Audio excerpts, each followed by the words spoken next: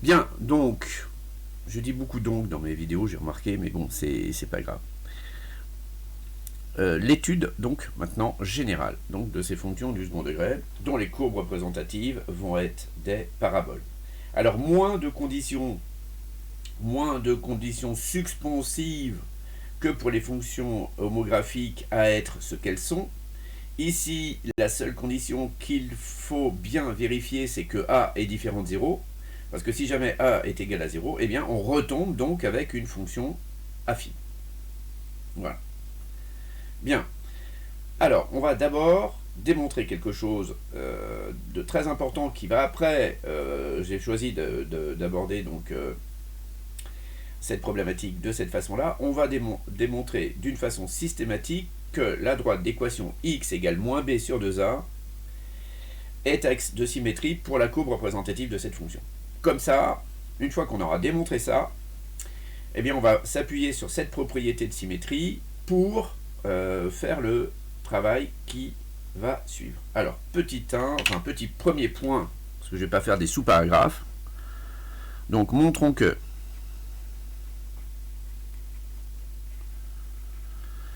la droite d'équation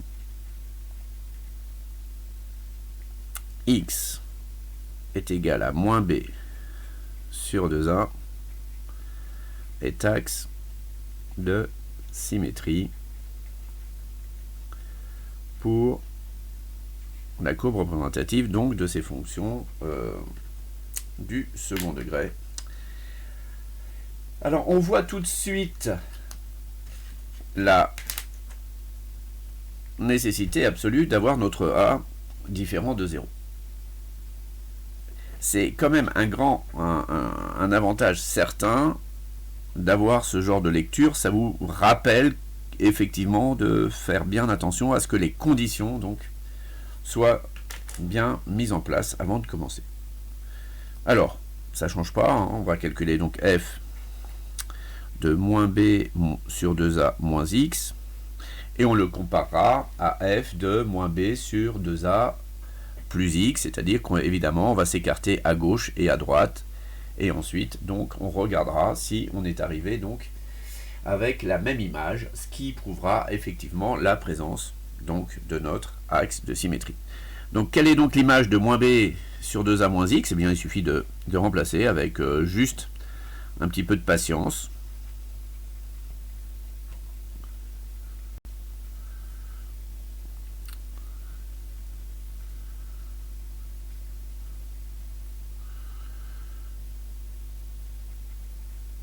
Voilà, on est d'accord. Ensuite, on va gentiment développer, hein, tout simplement, on va développer à ce moment-là. Et ça va nous donner donc f donc de moins b sur 2a moins x. Donc a facteur de b carré sur 4a au carré moins donc plus b sur a x plus x au carré. Là, je vais développer directement. Donc, ça va me faire moins b carré sur 2a moins bx plus c. On va donc obtenir pour f de moins b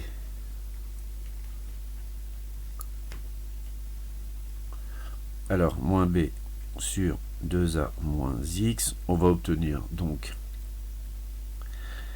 ici b carré sur 4a plus bx plus ax au carré moins b carré sur 2a moins bx plus c.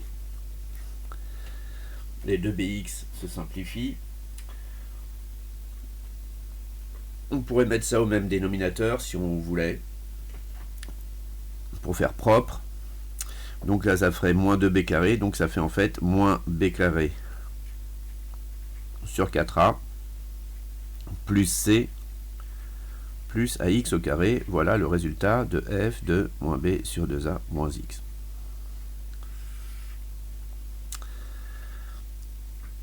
Alors, je ne vais pas calculer f de moins b sur 2a plus x, puisque ça va être exactement la même chose. On trouverait donc exactement le même résultat. D'accord, donc je vous laisse le faire tranquillement sur votre copie, vous laissez un peu de place. Hein. Vous calculez donc maintenant f de moins b sur 2a plus x, patati, patata, et vous allez arriver exactement à la même chose. Vous allez arriver à moins b carré sur 4a plus c plus ax au carré. Voilà. Bien. Alors ce résultat, on va quand même le conserver, il est pas mal, ce résultat. Ce que je pourrais faire, si j'étais un peu courageux, c'est de mettre ça au même dénominateur. On verra l'importance tout à l'heure d'avoir fait quand même l'effort de mettre ça au même dénominateur. Donc ça me fait moins b carré plus 4ac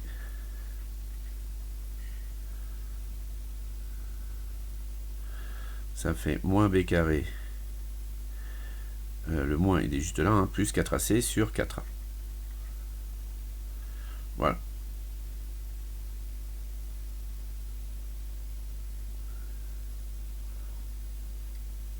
Bien, plus donc ax au carré. Bon, ceci étant fait, à quoi cela nous sert-il? Alors, à quoi cela nous sert-il? Comme nous avons un axe de symétrie, cela nous indique que pour étudier le sens de variation de cette fonction, il suffit de l'étudier sur l'intervalle uniquement, donc moins b sur 2a plus infini. Donc, étude de f sur moins b sur 2a plus l'infini. Je vais donc utiliser donc ma forme originale donc de cette fonction du second degré, donc ax au carré plus bx plus c. Je vais donc pas choisir les lettres a et b comme d'habitude, sinon ça va être la panique. On va choisir donc alpha, donc qui est supérieur donc à moins b sur 2a. On va choisir bêta qui est supérieur aussi à moins b sur 2a. Et on va considérer comme choix que alpha moins bêta est strict et alpha est strictement plus grand que bêta, c'est-à-dire que alpha moins bêta est strictement positif. Voilà.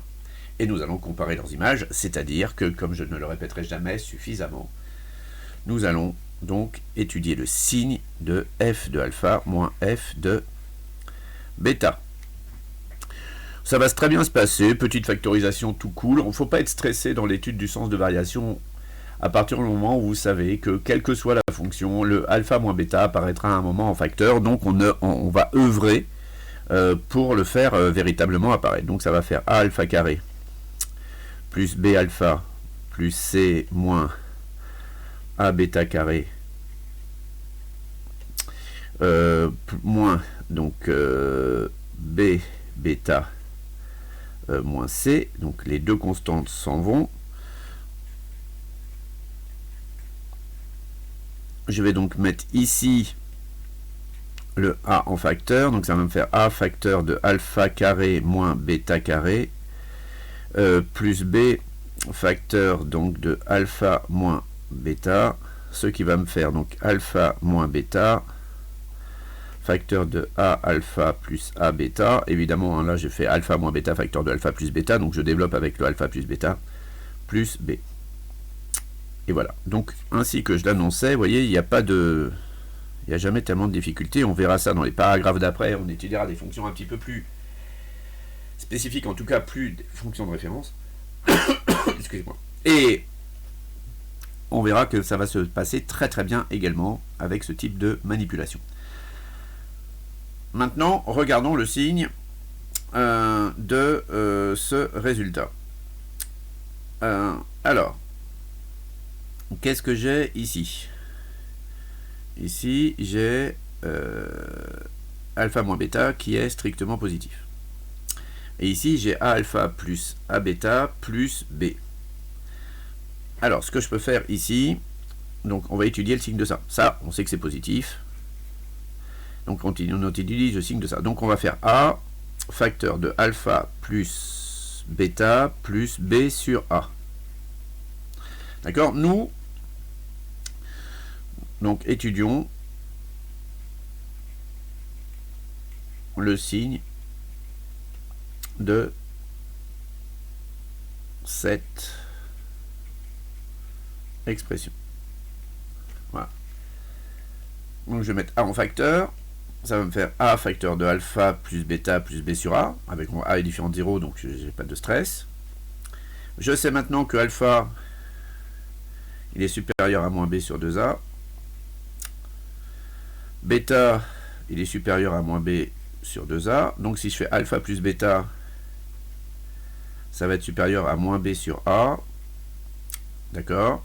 Ça va faire moins 2B sur 2A, donc moins B sur A. Je vais passer mon moins B sur A de l'autre côté. Ça me fait alpha plus bêta plus B sur A, qui est donc positif. Donc cette quantité-là est positive. Donc cette quantité-là, elle est positive. Du coup, ce facteur alpha moins bêta est positif. Alpha plus bêta plus B sur A est positif. Il y a le A qui est ici. Et qui est-ce qui va être décisionnaire du sens de variation de la fonction sur mon intervalle? Donc, moins B sur 2A plus l'infini, eh bien, c'est le signe de A. Donc, le signe de f de alpha moins f de bêta sur l'intervalle moins B sur 2A plus l'infini est celui de A. Voilà. Donc ça, c'est un résultat que l'on va exploiter immédiatement. C'est-à-dire que c'est A qui est décisionnaire, on le sait, hein, on l'a déjà démontré, mais on revient dessus d'une façon avec un petit peu plus de recul et ça doit pouvoir peut-être s'éclairer différemment pour certaines d'entre vous. A est donc le responsable du signe de f de alpha moins f de bêta sur moins b sur 2a plus infini. Donc en conséquence, qu'est-ce que ça va m'apporter? Donc en conséquence,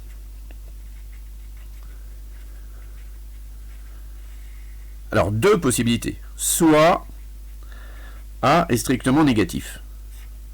Comme il ne peut pas être nul, il est soit strictement négatif, soit strictement positif. Donc soit A est strictement négatif. À ce moment-là, f de alpha moins f de bêta est strictement négatif sur donc moins b sur 2a plus infini. Donc f de alpha est strictement plus petit que f de bêta. L'ordre entre les images donc et l'ordre n'a pas été conservé, donc il est opposé à l'ordre de départ. Ainsi f est décroissante strictement sur moins b sur 2a plus infini. Et d'après la première étape, hein, la question précédente, dans lequel nous avions démontré donc la symétrie de la courbe représentative par rapport à la droite d'équation x égale moins b sur 2a, donc f est croissante, donc strictement, hein, sur donc moins l'infini, moins b sur 2a. Ce qui nous amène en fait à un tableau de variation lorsque a est strictement négatif, qui va être donc moins b sur 2a, moins l'infini, plus l'infini, hop, et donc une fonction qui est ici décroissante, et ici croissante. X, f de x. Donc il ne nous reste plus qu'à calculer, il ne nous reste plus qu'à calculer donc l'image de moins b sur 2a, donc il faut qu'on calcule f de moins b sur 2a, d'accord, mais f de moins b sur 2a, ne l'a-t-on pas déjà calculé? Ne l'a-t-on pas déjà calculé?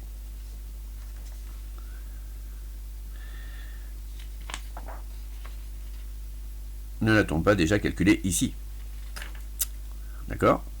Là, on va le regarder ici. Enfin là, j'ai pas mis au même dénominateur, mais c'est pas très grave.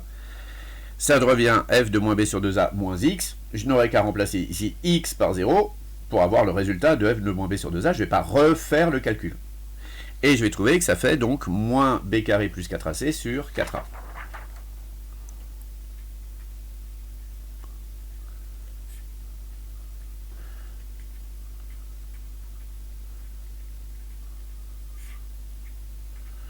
Voilà. Donc ça, c'est dans le cas, on est bien d'accord, où A est strictement négatif. Maintenant, dans le cas où A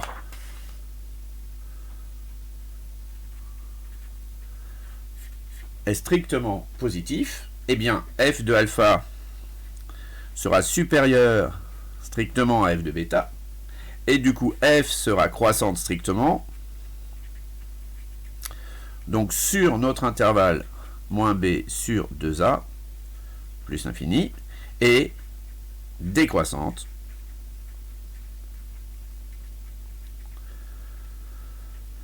sur moins l'infini moins b sur 2a. Voilà. Ce qui nous donnera à ce moment-là quel tableau de variation? Eh bien, ce qui va nous donner le tableau de variation suivant.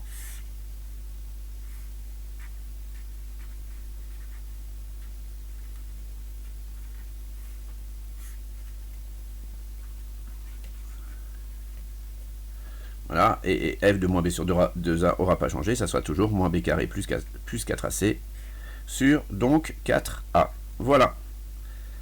Donc voilà pour l'étude systématique de cette fonction du second degré en passant par la méthode générale.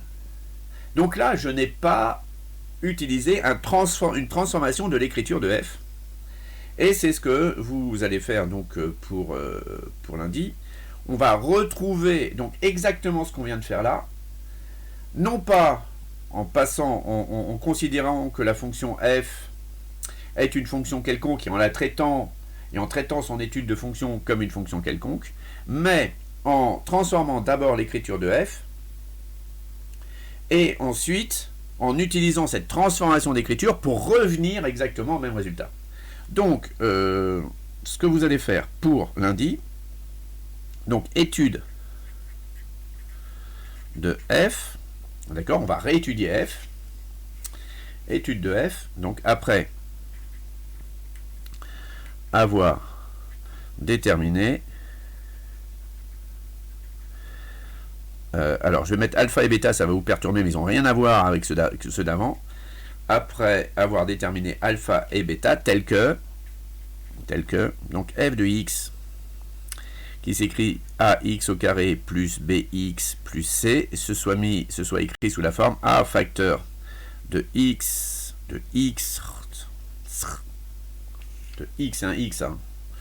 x moins alpha au carré plus bêta. Voilà. Donc d'abord, vous me déterminez ce que vaut alpha, ce que vaut bêta, et ensuite vous allez m'étudier cette fonction f à partir de cette écriture-là, ce qui ne nous pose pas problème, ce qui ne nous posera pas de problème, puisqu'on a déjà antérieurement, d'accord, étudier le sens de variation de la fonction carré, et donc nous pouvons prendre directement le résultat de cette étude de la fonction carré afin de pouvoir donc déduire le sens de variation de f. Donc là on transforme l'écriture de f, donc ça c'est ce qu'on appelle la forme canonique, une des deux formes canoniques en fait de notre expression f. On va faire une première transformation qui va être celle-ci. On va déterminer la valeur de alpha et la valeur de bêta en fonction de a, de b et de c. Et on devrait bien évidemment revenir au tableau de variation, aux deux tableaux de variation que nous avions trouvés en utilisant donc la façon générale, comme si nous n'avions pas reconnu f en tant que fonction du second degré, et donc avoir une forme canonique. Voilà, donc ça c'est votre travail pour lundi, que dis-je, pour mardi. Je vous souhaite donc un excellent week-end, et surtout, vous prenez bien soin de vous. À mardi, franchement, mardi.